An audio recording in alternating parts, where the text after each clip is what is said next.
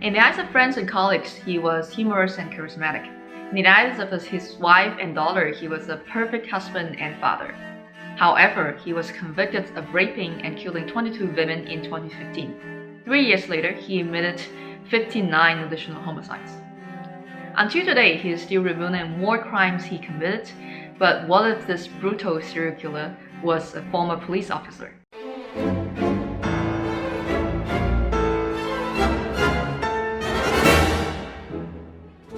Hello, welcome to Missing Piece. I'm Dr. P.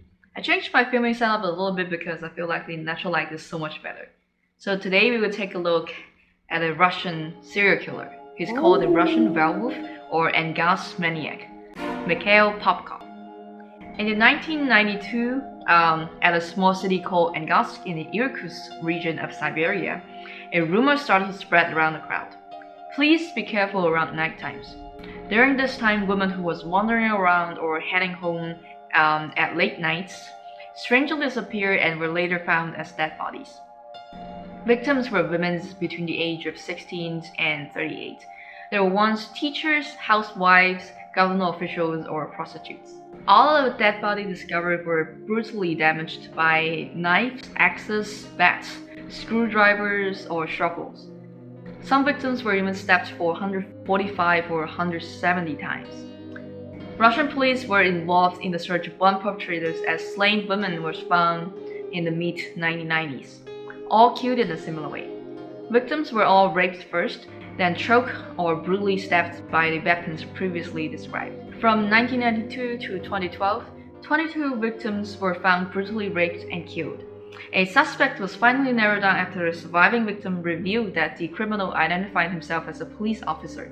Investigators also discovered a pattern. Tracks from a Lada 4x4, an off-road vehicle used by law enforcement, were found at numerous crime scenes. Despite extensive inquiries and testimonies from surviving victims, the criminal eluded the police for 2 decades. DNA testing in 2012 of 3,500 former or current police officers in Irkutsk facilitated the capture of the criminal in the same year. On June 23, 2012, the serial killer Mikhail Popkov was finally arrested. In January 2015, he was sentenced to life imprisonment for 22 murders and 2 attempted murders. However, what he was initially sentenced for was only a tip of the iceberg.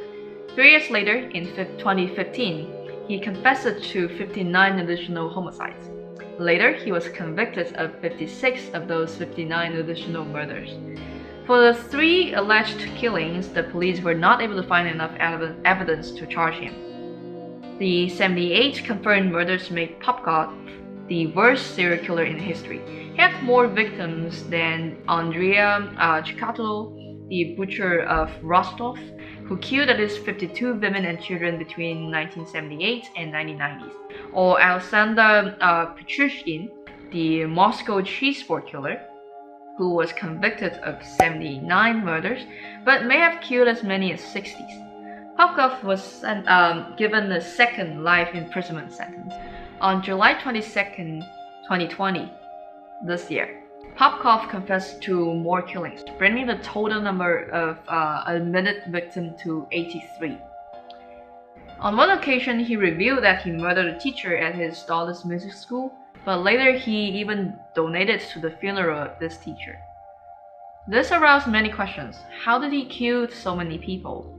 Why did he only kill women? Are there more female victims that had not been found? How was he caught? I'll walk you through each question in detail.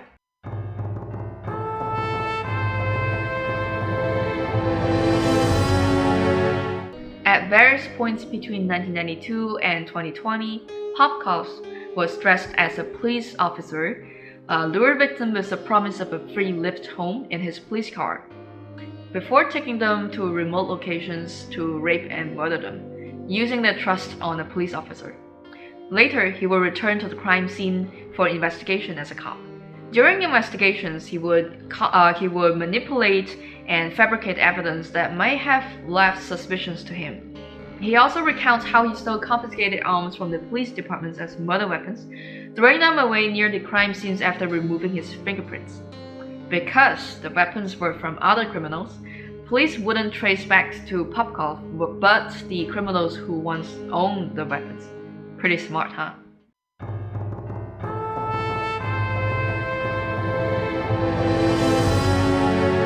Why did he kill this woman?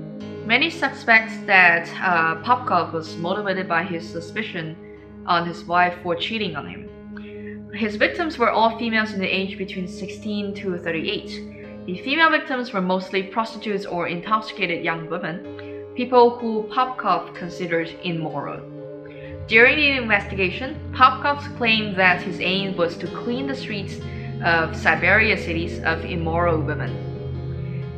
Also tried to justify his murders by saying the victims were those who are unaccompanied by men at night, without a certain purpose, were on the streets behaving carelessly, who were not afraid to start a conversation with me, get into my car and then go for a drive to search for adventures, for the sake of entertainment, ready to drink alcohol and have sexual intercourse with me. Not all women become victims, but those of a certain negative behavior. I have the desire to teach and punish. He reminds me of Jack the Ripper or Green River Killer, who also targeted women and high risk such as prostitutes. Maybe I will do some videos covering this too. If you would like me to talk about Jack the Ripper or the Green River Killer or another case, please let me know by commenting below. Popkov's also shown signs of a psychopath as well. During the investigation, Popkov claims I was in the service, in the police, having positive feedback on my work. I never thought of myself as mentally unhealthy. During my police service, I regularly passed medical commissions and were recognized as fit. Indeed, Popkov was highly praised among his co-workers. Using his identity as a police officer, he not only gained trust from his victims, but his colleagues. More ironically, the only controversial incident in his life as a police officer was that he shot and killed a rapist while on duty. He was later announced not guilty. Popkov was trusted by his colleagues so much that when a surviving victim testified in 1998 that Popkov could be the werewolf behind the recent murders, the police chose to believe in their co-workers. Popkov's wife also believed that her husband was innocent and provided a falsified alibi. However, in a testimony leaked to a Russian newspaper, I don't know how to pronounce it, so I'll just put it on the screen. In this Russian newspaper, Popkov also said, I had a double life. In one life, I was an ordinary person. In my other life, I committed murders, which I carefully concealed from everyone, realizing that this was a criminal offense. The choice for weapons for killing were always casual. He said, I never prepared beforehand to commit a murder. I could use any object that was in my car, a knife, an axe, or a bat. On another occasion in 2000, he returned to the murder scene of Maria Legina, 35, and Lilia Pashkovskaya. Sorry, I'm not very good at pronouncing Russian names. Pashkovskaya, 37, where he had left a police identity token. He wanted to retrieve it before the investigators arrived at the scene. I found the token right away, but saw that one of the women was still breathing, he said in the leaked testimony. I was shocked by the fact that she was still alive. I had finished her using a shovel. What was more psychopathy about him is that he typically killed 2 victims at a time. He attacked one first, and then attacked the next one when the first one was completely dead and cold. He enjoyed the fear from the second person laying right next to the already dead victim.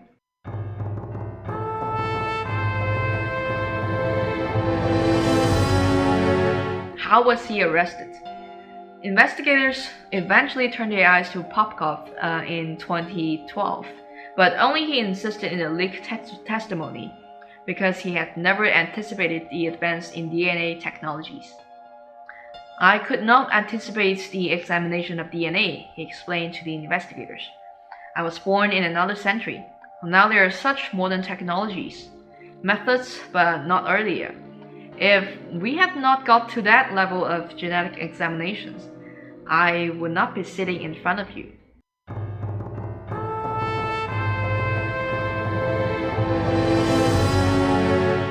As of today, there are at least 5 women that remain missing based on Popkov's testimony. He clearly remembers all his crimes and he has a strong memory on his murders. He shared the locations of 59 women he killed, and the police was able to find their bodies and belongings at the locations he shared except for 3.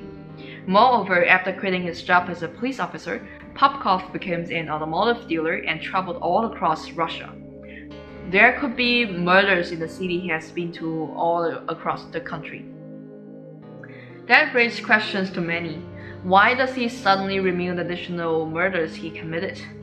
Some suspect that it was because of the vacation from prison. There has also been speculations that Popkov is rationalizing his confessions in a ploy to delay the moment when he has to go from the current detention prison to a tough penal colony where he has to serve out the rest of his life.